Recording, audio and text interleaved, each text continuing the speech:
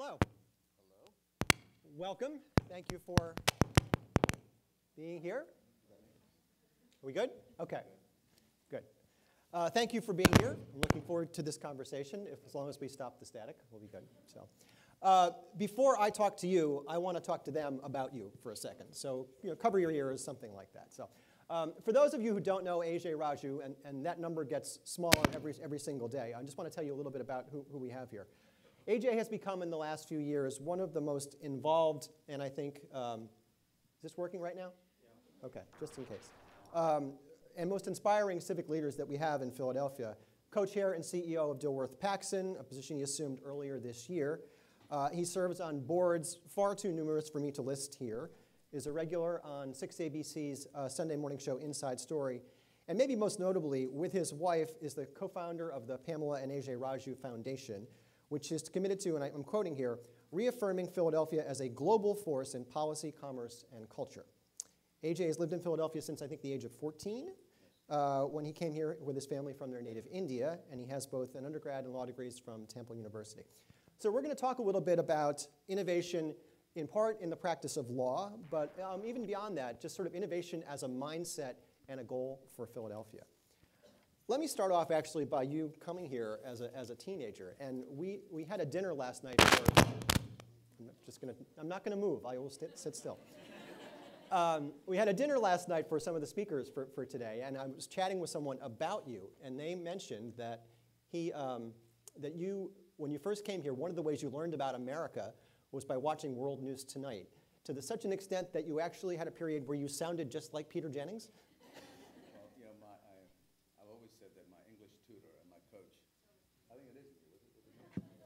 I think you need to use this. You know, when I first came to the country, I didn't speak English, but I had about 4 months before my schooling started in 8th grade. And I listened religiously to Peter Jennings. And I would repeat, he would say a sentence, and I would repeat it. And for the longest time, I would say out and about. Because Peter Jennings, for those of you who don't know, great newscaster, was from Canada. Yeah. Well, it's funny, if you had watched Jim Gardner, you would have probably said, the big story tonight, just repeatedly over and over. I'm such a follower of Richard Vague, I'm going to start sounding like a Southerner. I mean, he has a Southern accent in Philadelphia, which is quite jarring and pleasant to hear. That's great. Well, it's funny because when I just read this introduction and I quoted from your foundation, and one of the things that struck me, and I'll read this again, is the goal of the foundation is to reaffirm Philadelphia as a global force in policy, commerce, and culture. And that's some big talk, and it's sort of un-Philadelphian, honestly, in its ambition. And I'm wondering whether that comes, you think, from not being from here originally. No, just watching the basic facts. I mean, we talked about this. I was telling Tom, one of the worst traits of my personality is that somebody could say 8 or 9 sentences that are positive. I will only focus on one thing that is negative. So Tom wrote as a tease for this thing, a nice little thing on Philly Mag, and there was only one sentence that stood out, which was, are some of his ideas too big or something? Maybe. I don't think they are, and here's why. If you're looking at this region as an investor, if you're a global investor looking at this region, 40% of the population is within 1 hour driving distance in Philadelphia, with the 3rd busiest Amtrak station, 10th busiest airport, 101 degree granting institutions in Philadelphia alone, employing 70,000 people, having $1 billion in R&D from federal R&D grant into this region. That means it's a nuclear reactor when it comes to the best and the brightest folks here. According to Forbes, more millennials have moved into our region than any other city in the country. We grant more degrees in Philadelphia than even Boston, than any other city in the country. We have the best health and sciences industry. The best children's hospital in the country is here. And if you think about what arts and culture in our city, if you had to say within walking distance, pick 5 cities that have the largest volume of art and the most valuable volume of art, it's Philadelphia, New York, Paris, Venice, and London. Philadelphia. You start with the Philadelphia Museum of Art, the largest collection of Barnes, Renoirs in the world here in Philadelphia. Duchamp, that's Shakespeare. For anybody who believes that they have a new idea, conceptual art, Duchamp started it all. If you want to see Duchamp, the largest collection is in Philadelphia. You walk down from Philadelphia after you've seen 250,000 plus collection spanning 4,000 years. You walk down, the second largest collection of Rodins in the world, Philadelphia. The largest collection of private collection of post-impressionist art in the world, Barnes, right here. The tallest masonry building in the world, City Hall. If that City Hall alone was built in Paris today, if we relocated it, it would have a 13-block line of people with tickets just wanting to see it. We walk by it, we don't notice it. Do we have time for PAFA, the Ben Franklin Institute, Liberty Museum, Constitution Center? I mean, it goes on and on. It's a mecca I feel like we should for give anybody who wants to come here. a round of applause for Philadelphia right now, because of all those. We should, should. Okay. I'm sitting up a little straighter that I get to be in this city. Obviously, you have a wonderful attitude about our city, but I think what's also interesting about you is that you have some really big ideas about innovation. And I want to start by talking about the way you want to innovate in the legal field. Now, my dad was a lawyer for more than 50 years, and some of the things that you talk about when it comes to your law firm, Dilworth Paxson, are things that he would not recognize, that he would scratch his head and say, what does this have to do with the practice of law? So give us a little bit of a tease of some of the things that you're talking about doing and are doing at Dilworth. Well, I mean, for starters, I think law has always been a conspiracy against the laity. It has been an industry that we dictate to the outside world how everything's going to get done, and part of it is innovation in law and legal field. It's a misnomer, partly because like the sushi industry, like martial arts, you know, our sensei taught us 200 years ago to do a certain way, and in law we take pride in doing it exactly the same way as we were taught 200 years ago.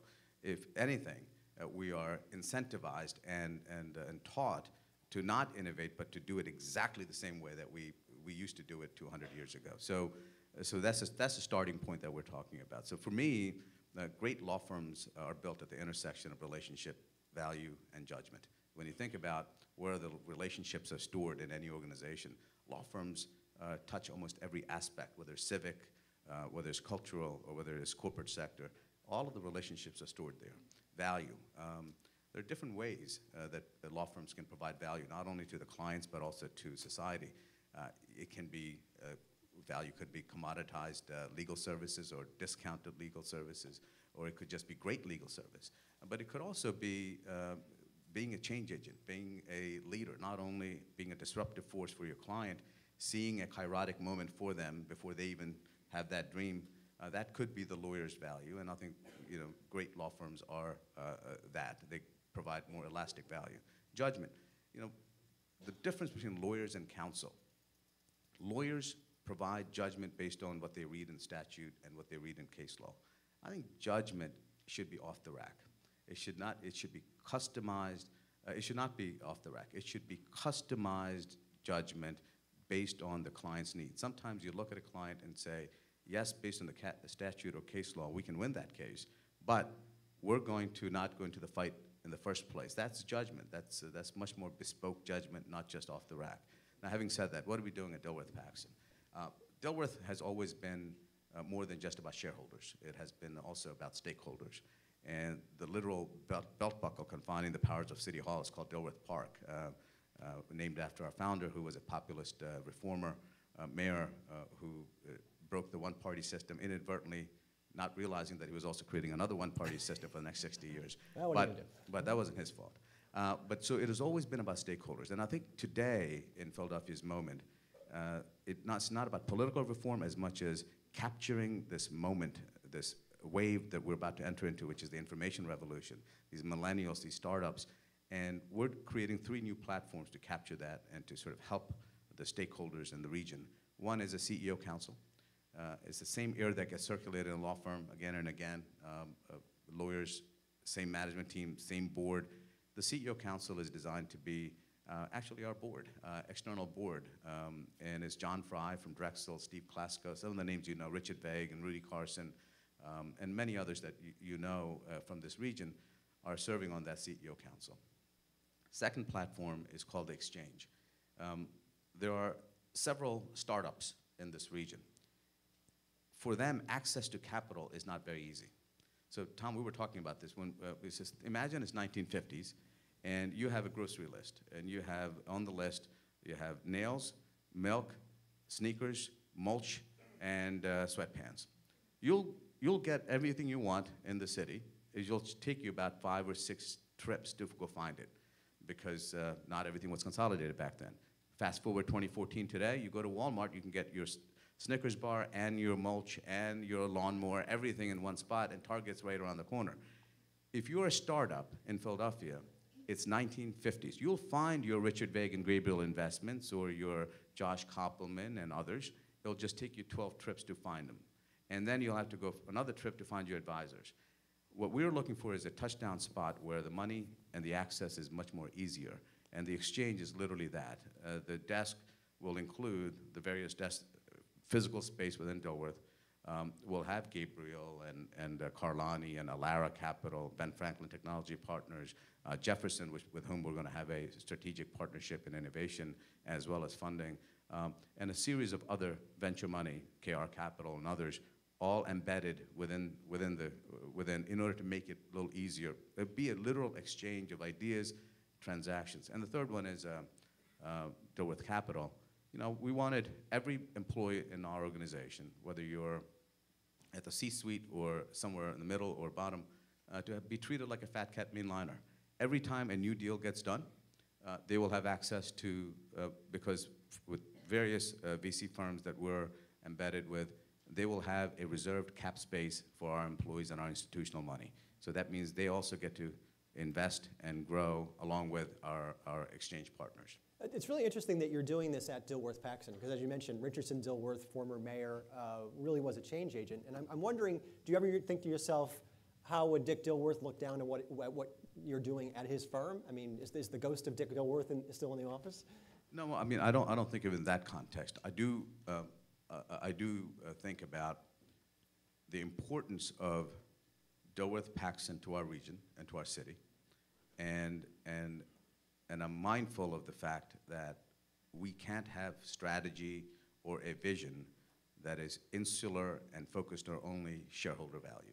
So to the extent that the aura of Dick Dilworth is always with me, that is true, because I'm mindful of the fact that every time we think about making $10, there better be $100 of impact to the region.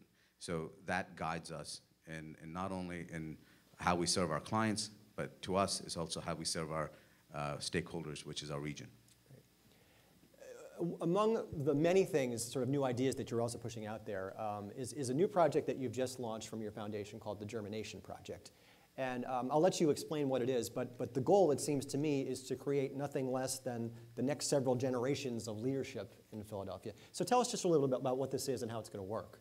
You know, that's exactly, you captured it better than I could, but the Germination Project, I think before we talk about the specifics on what it is, a series of provocations, if you will. Provocation number one, imagine a kid, he is in high school, a junior or a sophomore in high school, and he can throw a football 80 yards or greater with pinpoint accuracy. Now we all know that it doesn't matter if that kid comes from a poor neighborhood or doesn't have any contacts. Every college scout in this country will know exactly who he is. NFL scouts will know who he is. His future broker, his barber, his accountant, his future wife, his future mistress, all of them will find him even today, even though he doesn't have a dime to his name. Magazine editors will find him. Magazine editors.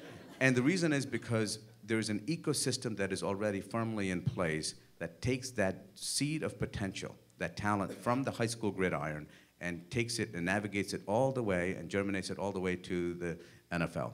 The only thing that limits that kid's potential is whether or not that kid peaked too early, injuries, or his own investment in his own talent. But otherwise, it's pretty much a bumper car ride. You know, somebody's going to navigate you. Take that same kid, replace his talent with leadership. Where is the Wharton that is aware of that kid? Where is the David Cohen or Richard Vague who is aware of that kid? Forget about you know, other kids who know his leadership skill. Nobody generally knows that that kid has leadership potential other than his immediate surroundings.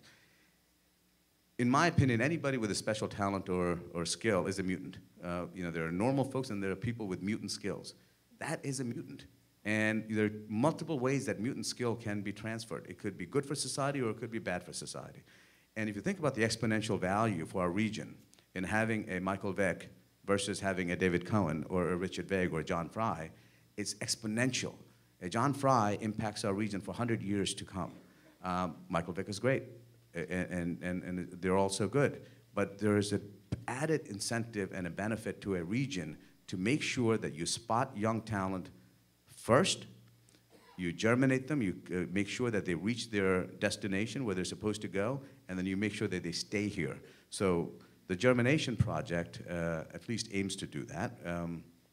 We're seeding it with a $500,000 initial grant and then $500,000 sustaining grant. The idea is once young Tom McGrath from high school gets inducted into the Germination Project, 10 schools will be invited to participate in the inaugural year. Each school will have one guaranteed seat, but they may nominate up to 3. And then we'll have 5 wild card seats. That means anybody who's listening that is not part of the 10 schools that we're going to announce next month can still submit and participate in the project. It's just that we will have 5 other seats reserved. That means the class could be as big as 35 or it could be as small as 15. The criteria is similar to the World Scholarship. It's academic excellence, excellence in arts, sports, or music, plus embedded leadership skills verified by not only a personal statement but also supporting statements by teachers and others.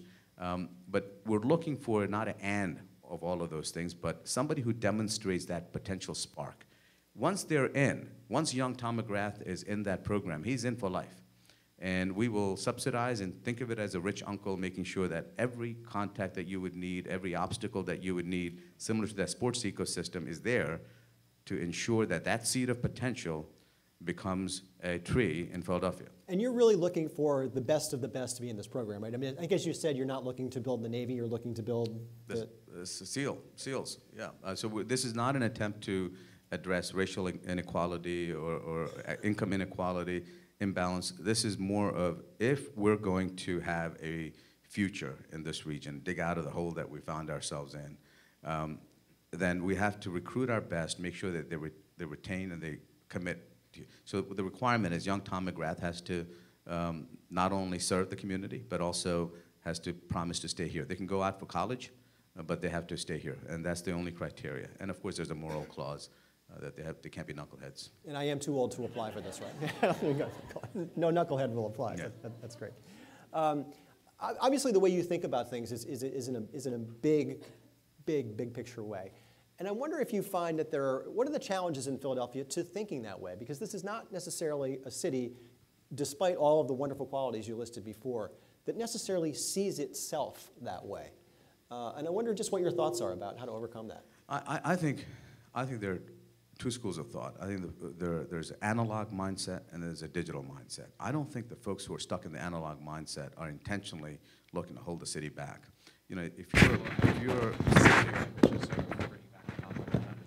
yeah, maybe I'll have one.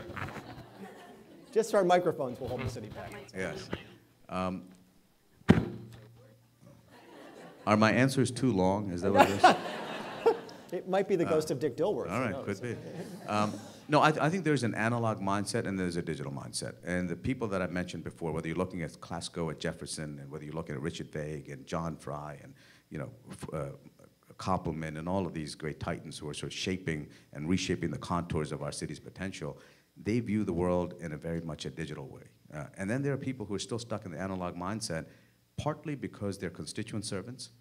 They're doing their job, and a lot of the need for the city is still analog. We have a third world country embedded within Philadelphia. Majority of our citizens are not connected to broadband. That means they are in a third world country within the digital world. So you have to also think analog to make sure that you pull them out too.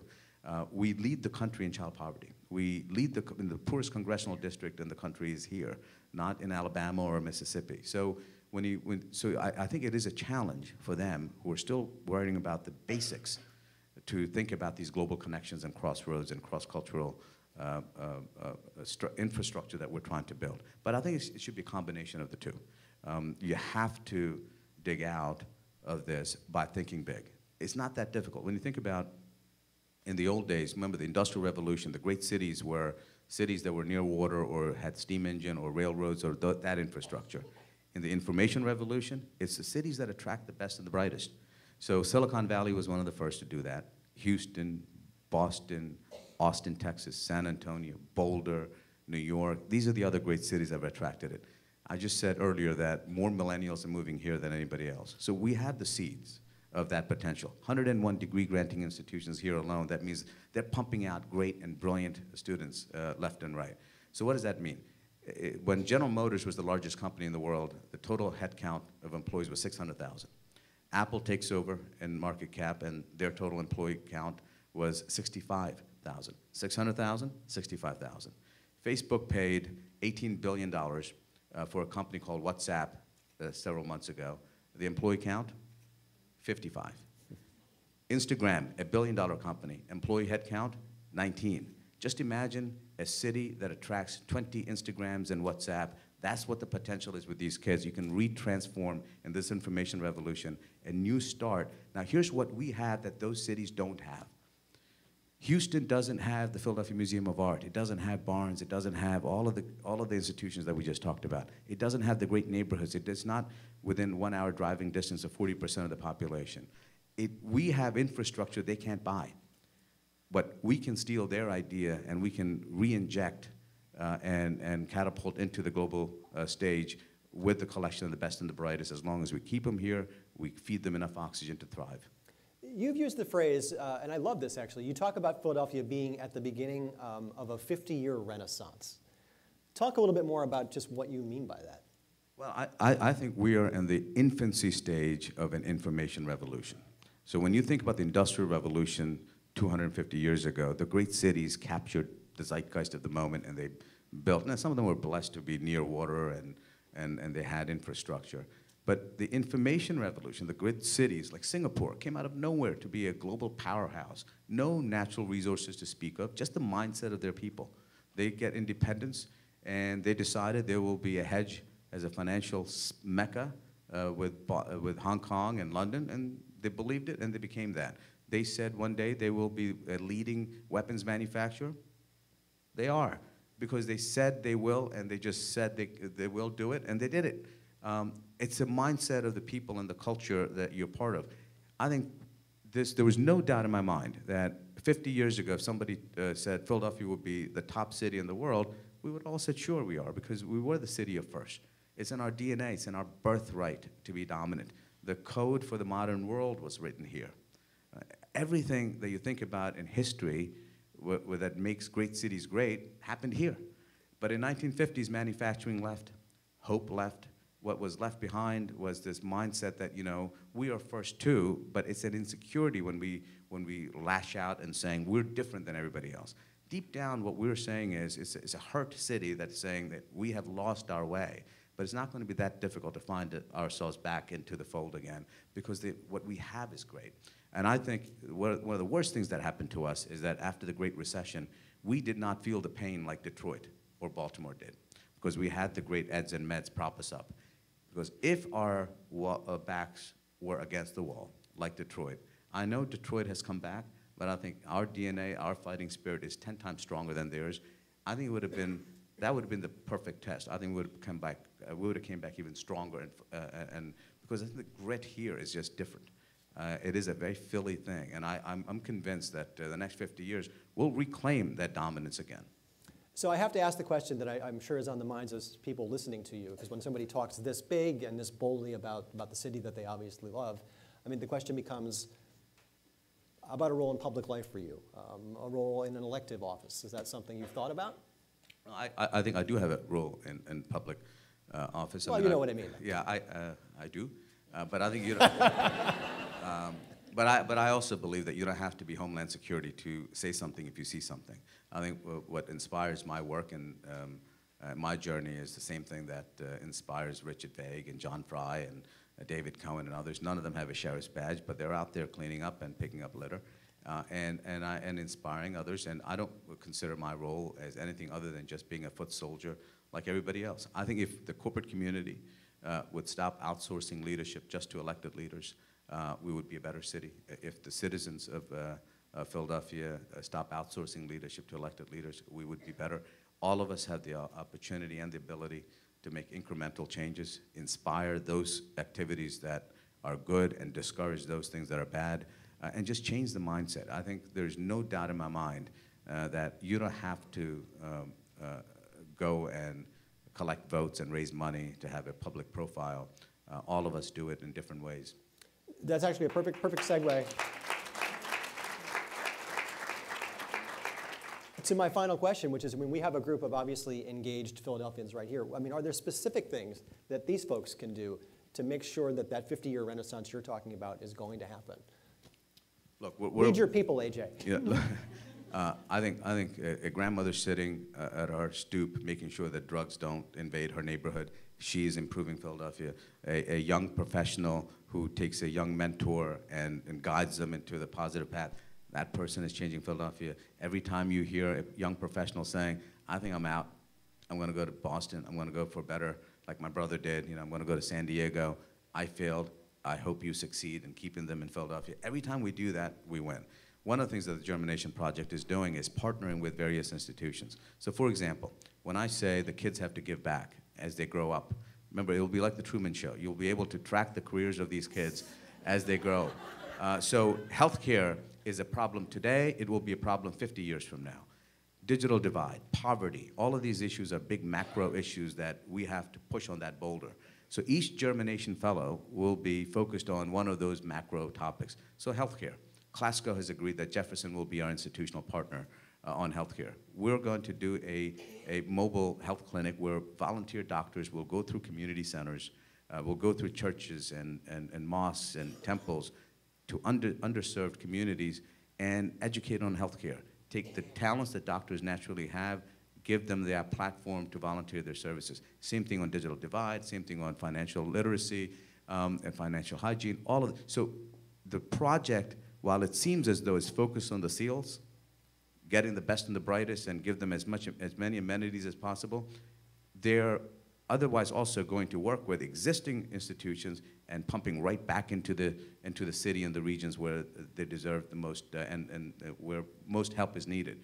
And all of you who are listening, to the extent that you think there's value in getting involved, whether you're through the healthcare through Jefferson, whether it is financial literacy with one of our financial institutional partners, get involved, help out. This is not a project that, you know, we're funding it, we're sponsoring it, but it's really a regional project. And I think if we do it right, that is innovation, because we'll be one of the first cities to ever do that.